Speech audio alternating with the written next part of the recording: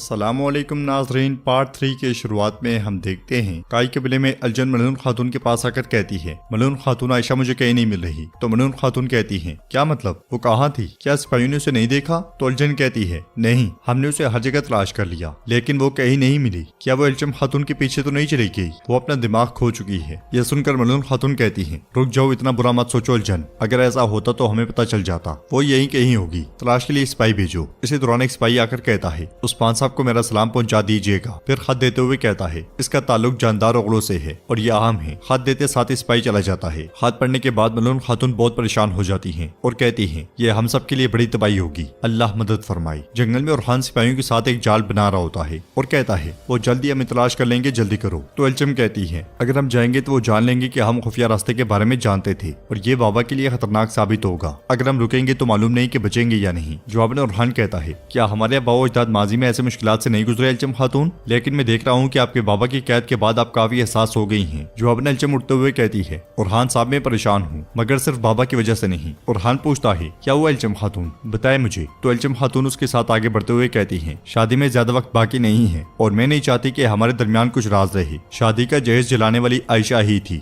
यह सुनते साथ ही ओरहान चौंक जाता है और अलचम उस लम्हे को याद करती है जब आयशा ने शादी मुलतवी करने की बात की थी। इस ख्याल के बाद ओरहान पूछता है, आयशा खातून ऐसा कुछ क्यों करेंगी? तो अलचम खातून कहती है, यह सब उसी जहर की वजह से हुआ है। मेरी भाभी की हालत बेहतर होने के बजाय मजीद खराब हो गई है और होलोफेरा भी इसी जहर की वजह से मर गई। शायद ये इसलिए हो रहा है क्योंकि वो बेकसूर थी। यह सुनकर ओरहान कहता है, अलचम खातून जैसा कि आपने कहा कि हमें कुछ भी राज नहीं रखना चाहिए, आप सही हैं। मेरे बाबा ने एक खेल खेला और हम शुरू से जानते थे कि ओलिया ही थी जिसने ये किया। हमने त्रनोस के खुफिया रास्ते के बारे में जानने के लिए जाल बिछाया। हमने ऐसा जाहिर किया कि होलोफेरा मर चुकी है और ओलिया के साथ खेल खेला। होलोफेरा जिंदा है। तो अलचम कहती है, अल्लाह का शुक्र है। उन्हें मुस्कुराता हुआ देखकर ओरहान पूछता है, क्या आप नाराज नहीं है क्योंकि हमने सच छुपाया? तो अलचम कहती है, मैं बहुत खुश हूँ कि मेरे हाथ किसी बेगुनाह के खून से नहीं रंगे। अल्लाह उस्मान साहब को सलामत रखे। उन्होंने एक बार फिर हमें दिखाया कि वो कितने होशियार हैं। फिर पूछती हैं, क्या होलोफेरा ठीक है? तो ओरहान कहता है, हाँ वो ठीक है। हमने एक दूसरे को अलविदा कह दिया। अब से होलोफेरा अपने रास्ते पर और मैं अपने रास्ते पर जाऊंगा। इसलिए मैं सिपाही कहता है, शहजादे वो आ रहे हैं। ये कहते और सुनते साथ ही अलचम खातून के अलावा तीनों छुप जाते हैं और बाज़ंतीनियों को आता हुआ देखकर अलचम खातून उनसे पूछती हैं, क्या तुम मेरी तलाश में हो? ये कहते साथ ही अलचम खातून भागकर एक तरफ हो जाती हैं और बाज़ंतीनी सिपाहियों के जाल में आते साथ ही जाल खींच लिया जाता है। वो जाल में फंसे ही होते हैं कि तलवारें मार मार कर उन्हें मौत के घाट उतार दिया जाता है। वो सब पलक झपकते साथ ही मारे जाते हैं। उन्हें गिनते हुए ओरहान कहता है, 7, 8, 9, मतलब कि एक लापता है। इसलिए में वो देखते हैं कि एक बाज़ंतीनी सिपाही भाग रहा होता है मगर अलचम खातून का फेंका हुआ खंजर उसका काम भी तमाम कर देता है। फिर ओरहान कहता है, वो जब तक इन्हें तलाश करेंगे हम त्रनोस ले चुके होंगे। इसके साथ ही वो सब वहां से रवाना हो जाते हैं। इधर उस्मान साहब कबीले में जा पहुंचते हैं। कबीले के लोग उस्मान साहब जिंदाबाद, उस्मान साहब जिंदाबाद के नारों में उन्हें खुशामदीद कहते हैं। उस्मान साहब के घोड़े से उतरते साथ ही फातिमा उनसे गले मिलती है और फतह की मुबारकबाद देती है। मलून खातून उस्मान साहब से कहती है, हुजूर मेरे पास खबर है लेकिन यह खबर बुरी है। ये कहते साथ ही वो खत उस्मान साहब को दे देती है जिसे पढ़ने के बाद उस्मान साहब को बहुत गुस्सा आता है और वो सरदारी खेमे की जानिब चल पड़ते हैं। अलाउद्दीन भी उनके पीछे जाने लगता है मगर मलून खातून उसे रोक देती है और कहती है, तुम इंतजार करो बेटा, इंतजार करो बेटा।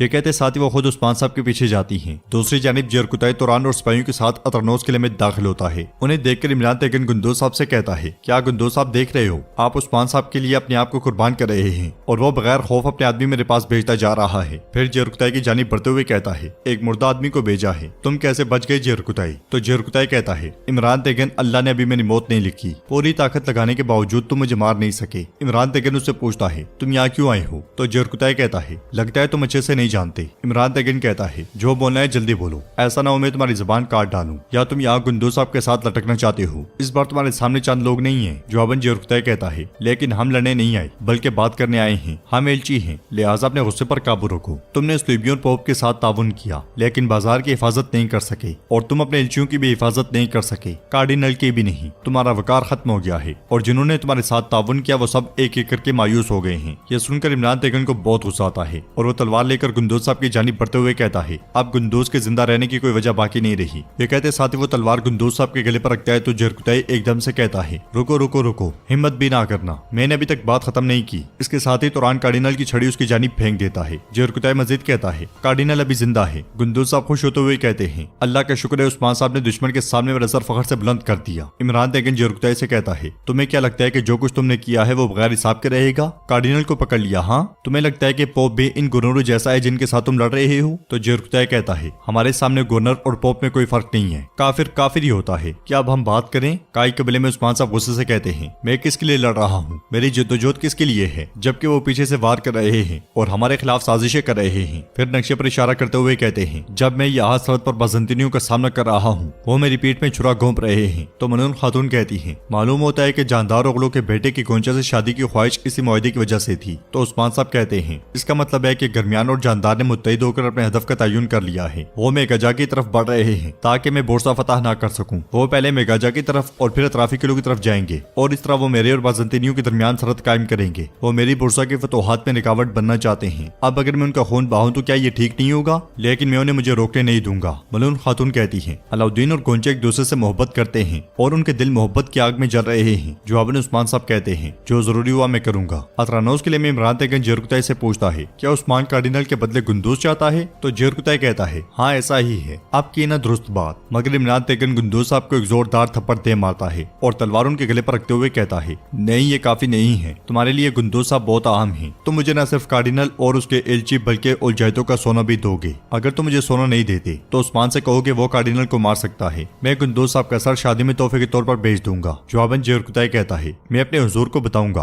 और फैसला वो करेंगे। ये कहते साथ ही जेरकुताई चला जाता है और उलयुया इमरान तैगन के साथ आगे बढ़ते हुए कहती है, उन्होंने पहले फौजी दस्तों को तबाह किया था और अब उन्होंने सुलभी कारगा को तबाह कर दिया है। उस्मान आहिस्ता आहिस्ता आ रहा है, तो अब हम क्या करेंगे? जवाबन इमरान तैगन कहता है, शहरों को बहाल करना मुमकिन है उलयुया, लेकिन कार्डिनल और एलचियों की जानें ज्यादा कीमती हैं, वरना जो भी हमारा दोस्त था हमारे खिलाफ तलवार उठाएगा। उस्मान मुझे गुंदूज के बदले वो देगा जो मैं चाहता हूँ। जब मुझे वो सब मिल जाएगा जो मैं चाहता हूँ तो मैं उस्मान को मार दूंगा। इधर रुहान कबीले जा पहुंचता है। सलाम के बाद मलून खातून उनसे पूछती हैं, क्या आपने खुफिया रास्तों के बारे में जान लिया? तो रुहान कहता है, अल्लाह का शुक्र है हमें मालूम हो गया, लेकिन गुंदूज साहब, इमरान तैगन ने गुंदूज साहब को कैदी बना लिया है। जवाबन मलून खातून कहती हैं, हम जानते हैं बेटा, हम जानते हैं। अब हम खुफिया रास्ते के बारे में भी जानते हैं। अल्चम इंशाअल्लाह हम तुम्हारे बाबा को बाहिफाजत बचा लेंगे। और रुहान कहता है, मैं बाबा को खबर देने जा रहा हूँ। उसके जाने के बाद मलून खातून अल्चम से कहती है, मेरी बेटी मुझे तुम्हें ये नहीं बताना चाहिए, लेकिन आयशा खातून काफी देर से गायब हैं। यह सुनकर अल्चम हैरानगी से कहती है, क्या वो गायब हैं? फातिमा कहती है, हमने हर जगह तलाश किया लेकिन वो नहीं मिली। हमने सोचा कि वो तुम्हारे पीछे चली गई होगी। तो सिपाही गौस कहता है, मलून खातून जब मैं शाम को ल्यूया के खेमे के बाहर था, आयशा खातून उसके करीब टहल रही थी। यह सुनते साथ ही मलून खातून अल्चम के साथ और ल्यूया के खेमे की जानिब बढ़ जाती है। उधर शामिल तैयार की गई घोड़ा गाड़ी में बारूद डालते हुए कहता है, बिलाखिर हम कामयाब हो गए शहजादे। तो अलाउद्दीन कहता है, ये घोड़ा गाड़ी हमें बहुत सी कामयाबियां देगी शामिल, पहले गुंदूज साहब और फिर अतरानोस, इमरान का सर भी। इसलिए में उस्मान साहब वहां आते हैं और घोड़ा गाड़ी में से बारूद उठाते हुए कहते हैं, अतरानोस में इतना बड़ा धमाका होगा कि आवाज कुस्तुनतुनिया तक सुनाई दी जाएगी। इसलिए में रुहान वहां पे आता है और खुश होते हुए कहता है, हमने इमरान तैगन के खुफिया रास्ते के बारे में मालूम कर लिया है। यह सुनकर वो सब बहुत खुश होते हैं और उस्मान साहब कहते हैं, माशाल्लाह माशाल्लाह, जब मेरे बच्चे अपने वजीफे इस तरह से सरंजाम दे रहे हैं तो फिर यकीनन फतह हमारी होगी इंशाल्लाह। तो नाज़रीन, इसके साथ ये एपिसोड भी इख्तिताम पजीर होती है। अगर आपको वीडियो पसंद आए तो वीडियो को लाइक करें, चैनल को सब्सक्राइब करें और बेल आइकॉन पर लाजमी से क्लिक करें।